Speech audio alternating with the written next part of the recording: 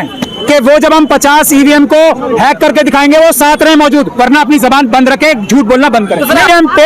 EVM पे पूरी दुनिया का भरोसा नहीं है और मोदी जी के ऊपर पूरे देश के लोगों को भरोसा नहीं है।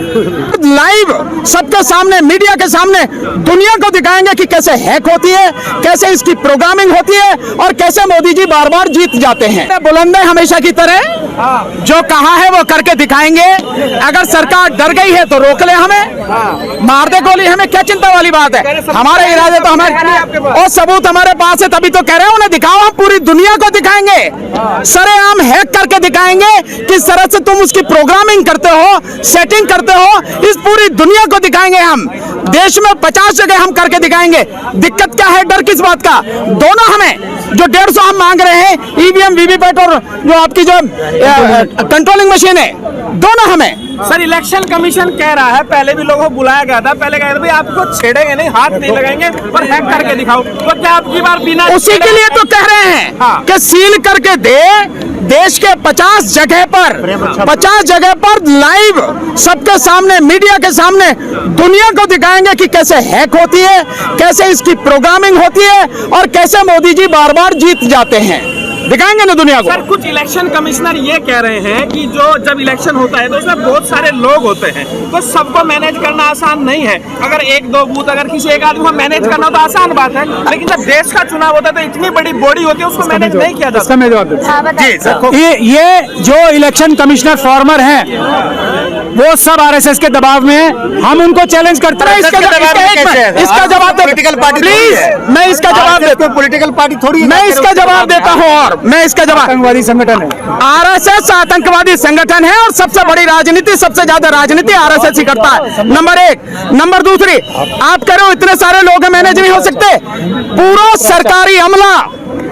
सरकारी अमला मोदी जी के सामने नतमस्तक हो चुका है, अपना ईमान खो चुका है, बिल्कुल साष्टांग दंडवत करता है। इससे ज्यादा और कोई दिक्कत होगी क्या?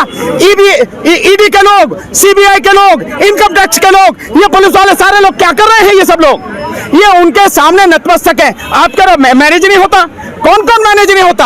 हर कोई मैनेज होता। अगर एक भी व्यक्ति ईमानदार होता, एक भी संस्था ईमानदार होती तो वो निष्पक्ष चुनाव कराती। इलेक्शन कमीशन निष्पक्ष होता तो स्वतंत्र, पारदर्शी और निष्पक्ष चुनाव कराता। कराए ना, हम ये तो बात करें। सवाल ये है सवाल लीजिएगा। सवाल ये है कि जो बड़ी पॉलिटिकल पार्टी है वो विरोध क्यों नहीं कर रहे? ना तो कभी नीतीश कुमार को देखा, ना राहुल गांधी को देखा, ना मायावती को देखा। अरे इस देश की जनता से बड़ा कोई होता है क्या? इस देश की जनता सबसे बड़ी है, सबसे पहले है, सबसे ऊपर है। इससे बड़ा कोई विपक्ष नहीं है और बावजूद उसके आप कह रहे हैं कि बड़ी पॉलिटिकल पार्टियां नहीं कहती। इंडिया गठबंधन में जितनी भी 28 पार्टियां हैं, उन्होंने इलेक्शन कमीशन को लेटर लिखा नहीं लिखा कि जो वीवीपैट है, उस वीवीपैट में जो पर्ची है, वो पर्ची आप वोटर को दो और उसको उसमें डालने दो एक बॉक्स में, और उनकी 100% यानी 100% उसकी पर्ची की गिनती कराओ, क्योंकि वोट वही है। तो पॉलिटिकल पार्टियां कैसे नहीं बोल रही हैं?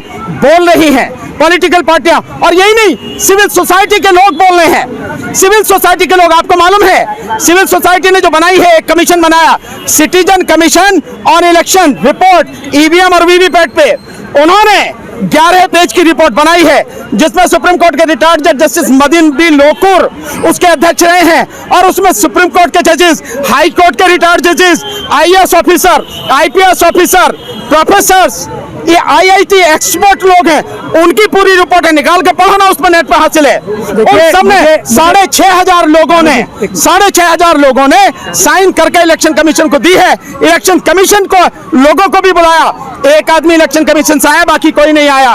और वो रिपोर्ट जो है उस पे संज्ञान लेने को तैयार नहीं है इलेक्शन कमीशन। सिटीजन कमीशन के जो लोग हैं, जो सिविल सोसाइटी के लोग हैं, उनसे मिलने को तैयार नहीं है।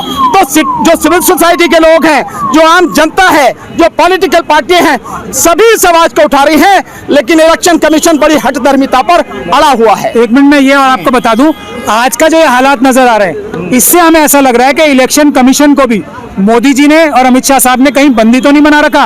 वो हो सकता है मिलना चाह रहे हो इंडिया गठबंधन के लोगों से भी, वो हो सकता है सिविल सोसाइटी के जो अभी सिटीजन कमीशन जो बनी है मदन बी लोकुर साहब के सामने जो एक रिपोर्ट आई है उनसे भी मिलना चाह रहे हो, लेकिन ईडी सीबीआई एनकाउंटर और पता नहीं कौन कौन से जज लोया के डर दिखा के इलेक्शन कमीशन को भी डरा रखा हो सकता है। आज ये बात साफ हो रही है कि इसी तरीके से जैसे हमें यहाँ पुलिस से दबाव बनाया जा रहा है, इलेक्शन कमीशन के ऊपर भी तो कहीं दबाव नहीं बना रखा अमित शाह साहब ने, मोदी जी ने। इस बात का भी आज खुलासा हो जाएगा। इलेक्शन कमीशन को भी अगर दबाव में है तो आजाद कराना उसको देश की जनता का काम है।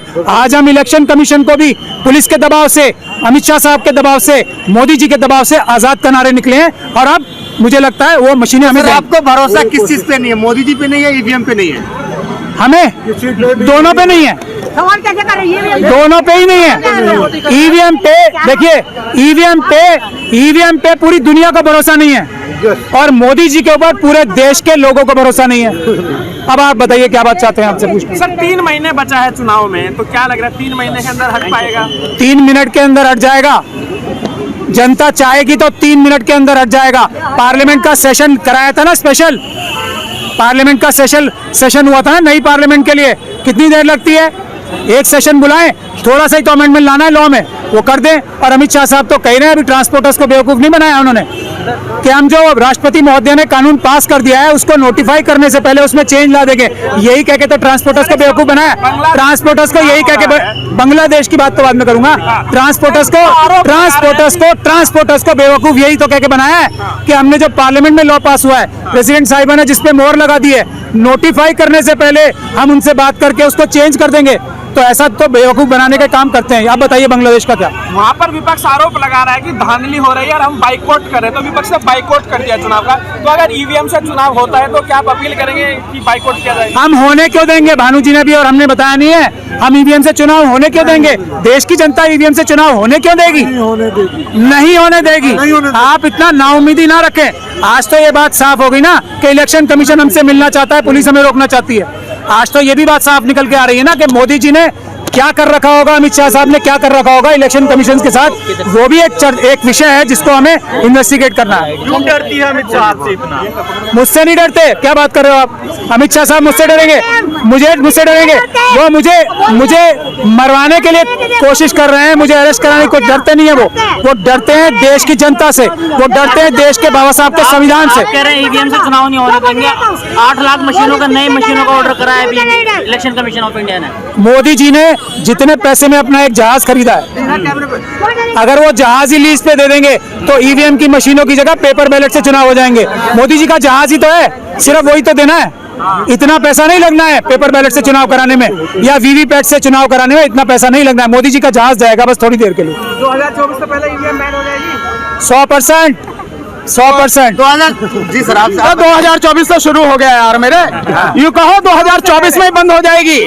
और 2024 का लोकसभा चुनाव किसी भी कीमत पर, मोदी जी भी सुन ले और इलेक्शन कमीशन भी सुन ले, होने नहीं देंगे ईवीएम से। चुनाव होगा 2024 का तो केवल और केवल बैलेट पेपर से होगा, इसके अलावा चुनाव होगा नहीं।